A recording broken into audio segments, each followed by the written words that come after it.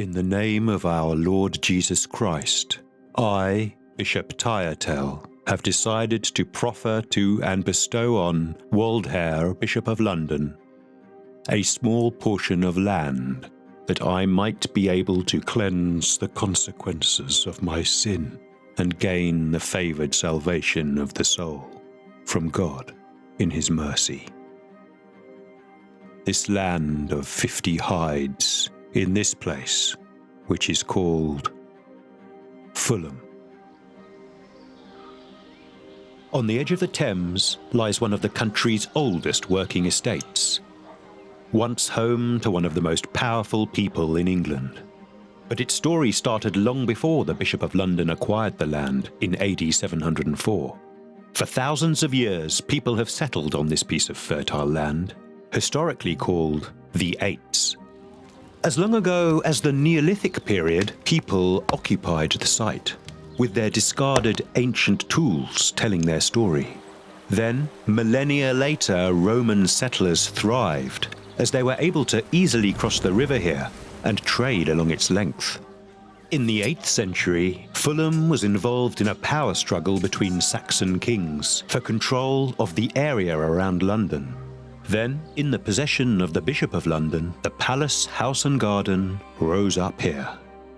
The history of this site was shaped by the bishop, a key figure in the Church of England, and one of the wealthiest and most powerful people in the country. A person whose duty is to God and the crown, with the ear of the monarch and shepherd to souls of the people of his diocese. Each bishop has left his mark on the palace and on English history. Bishop Bonner was responsible for the deaths of Protestants under Queen Mary I, and helped seal the fate of his predecessor, Bishop Ridley, who was burnt at the stake. Bishop Compton imported 1,000 plant species from around the world, making the garden one of the most famous in England. Bishops Sherlock, Terrick and Hooley modernized the palace, demolishing the old medieval buildings.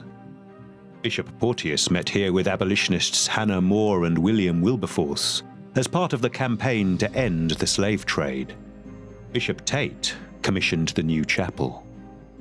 And Bishop Winnington Ingram opened up the palace in the early 20th century, holding pageants and parties. He turned the palace into a war hospital. But he was a controversial figure, unpopular in his role of recruiting for the army in World War I.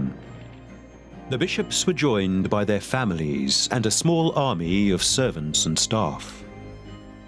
The bishops' wives had a busy role supporting their husbands' work, but they had their own interests and identities.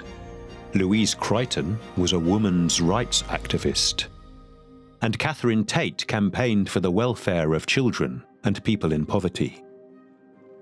But after 1,000 years, the bishop's role in society had changed. By the 1970s, the rising costs of upkeep meant the bishops could no longer call the palace home. In 1973, the Bishop of London left the palace for a smaller home in the City of London. And in 2011, Fulham Palace Trust was formed to care for the palace and carry on the work to bring it back from disrepair.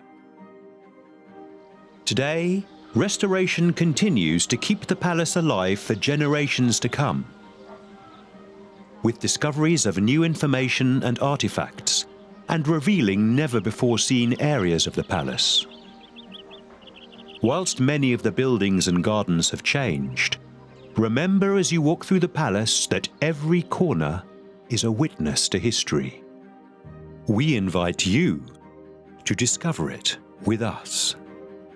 Welcome to Fulham Palace.